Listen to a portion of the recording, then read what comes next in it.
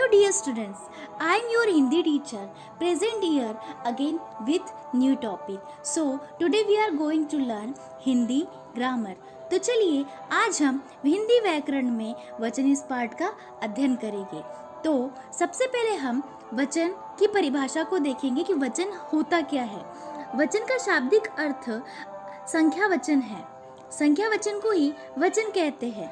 वचन का एक अर्थ यह भी कहना होता है कि संज्ञा के जिस रूप से हमें किसी व्यक्ति वस्तु के एक से अधिक होने का या एक होने का पता चले तो उसे वचन कहते हैं। अर्थात वह वस्तु एक है या एक से अधिक है, इसकी संख्या का पता चले तो उसे क्या कहते हैं, वचन कहते हैं। अर्थात संज्ञा के जिस रूप से संख्या का बोध हो उसे ही वचन कहते हैं।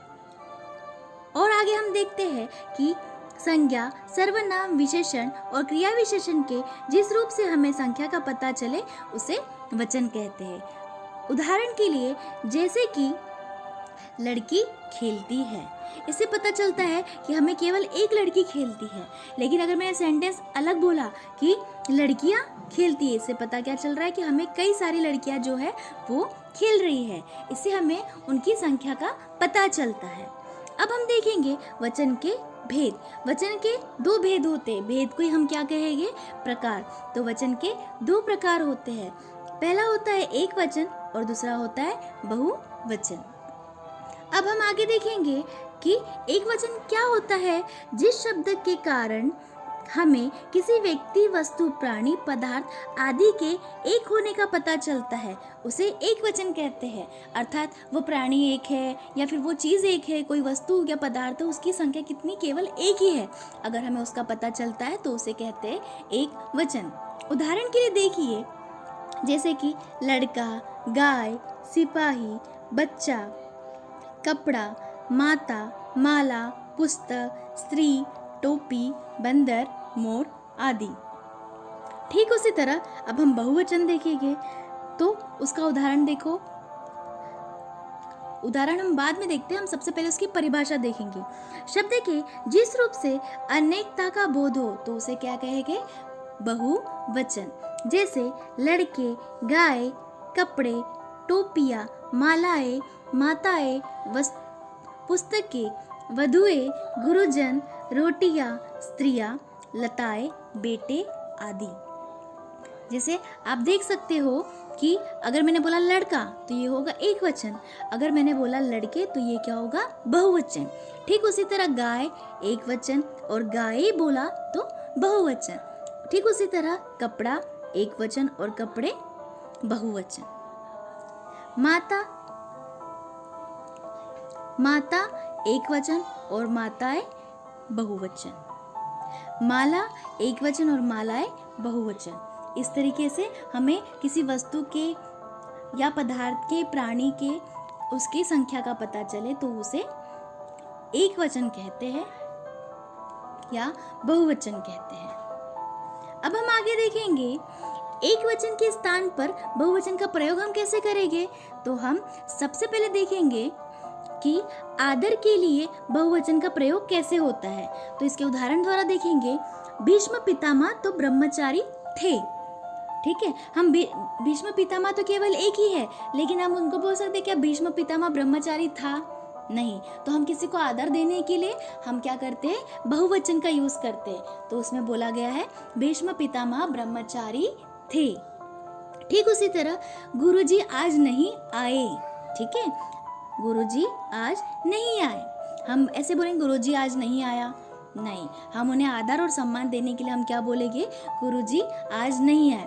तो इस प्रकार किसी को आदर देने के लिए बहुवचन का प्रयोग किया जाता है। ठीक उसी तरह शिवाजी सच्चे वीर थे। ऐसे बोलेंगे कि हम शिवाजी सच्चा वीर था, नहीं। हम किसी को आदर देने के लिए बहुवचन का प्रयोग करते हैं। ठीक उसी तरह दूसरा प्रकार देखो, बड़प्पन दर्शाने के लिए कुछ लोग वह के स्थान पर वे और मैं के स्थान पर हम का प्रयोग करते हैं। यानी किसी को बड़ा या किसी को बड़प्पन जताने के लिए हम क्या करते हैं, वह के स्थान पर वे और मैं के स्थान पर हम का प्रयोग करते हैं। उदाहरण के लिए देखो, मालिक ने कर्मचारी से कहा हम मीटिंग में जा रहे हैं। ठीक है, उन्होंने ऐसा बोला कि मालिक ने कर्मचारी से कि मैं मीटिंग में जा रहा हूँ? नहीं, उसने कहा कि हम मीटिंग में जा रहे हैं बड़प्पन दिखाने के लिए या दर्शाने के लिए। ठीक उसी तरह आज गुरुजी आए तो वे प्रसन्न दिखाई दे रहे थे। ठीक है, तो आज गुरुजी आए तो वह प्रसन्न दिखाई दे रहे थे, ऐसे नहीं बोला वे। तो किसी को बड़प्पन दर्शाने के लिए हम किसका यूज करते हैं? वह के जगह वे और मैं के स्थान पर हम का यूज करते हैं। अब देखो थर्ड, केश, रोम, अश्रु, प्राण, दर्शन, लोक, दर्शक, समाचार, दाम, होश, भाग्य आदि ऐसे शब्द है जिनका प्रयोग हम बहुधा बहुवचन के रूप में ही होता है। ठीक है, हम केश यानी आपको पता है ना अपने सर के बाल, तो हम बोलते हैं क्या? तुम्हारे, जैसे एग्जाम्पल, तुम्हारे केश बड़े सुंदर है। ठीक है, तो हम केवल एक केश की बात नहीं कर रहे, यानी पूरे मतलब अपने पूरे क्वांटिटी पूरे बालों की बात कर रहे हैं, तो उसको हम एक वचन को भी एक वचन के स्थान पर हम बहुवचन का यूज करते हैं। जैसे कहते हैं लोग कहते हैं। ठीक है, तो इस तरह एक वचन के स्थान पर बहुवचन का प्रयोग किया जाता है। अब हम आगे देखेंगे बहुवचन के स्थान पर एक वचन का प्रयोग कैसे करते हैं। ठीक है, तू एक वचन है जिसका बहुवचन है तुम। ठीक है, तू क्या है? एक वचन है, लेकिन उसका बहुवचन क्या है? तुम। किंतु सभ्य लोग आजकल लोक व्यवहार में एक वचन के लिए तुम का ही प्रयोग करते हैं, कोई भी तू नहीं बोलता, क्योंकि सभ्य लोग जो भी प्रोनाउंसिएशन है हमारा गलत नहीं दिखाना, तू ता से बात करना ये सही नहीं है, इसलिए हम तुम का प्रयोग करते एक वचन के लिए। ठीक है, जैसे मित्र तुम कब आए? क्या तुमने खाना खा लिया? ठीक है, मित्र तुम कब आए ये बोला जाता है आज के ज़माने में, लेकिन पहले ऐसा मित्र तू कब आया, तो तू की जगह हम तुम का प्रयोग करते हैं, तो बहुवचन के स्थान पर ऐसे एक वचन का प्रयोग होता है। अब नेक्स्ट है वर्ग, वृंद, दल, गण, जाति आदि की अनेकता को प्रकट करने वाले किंतु इनका व्यवहार एक वचन के समान होता है। जैसे सैनिक दल शत्रु का दमन कर रहा है।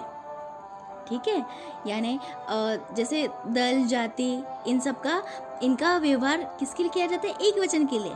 ठीक है, सैनिक दल शत्रु का दमन कर रहा है।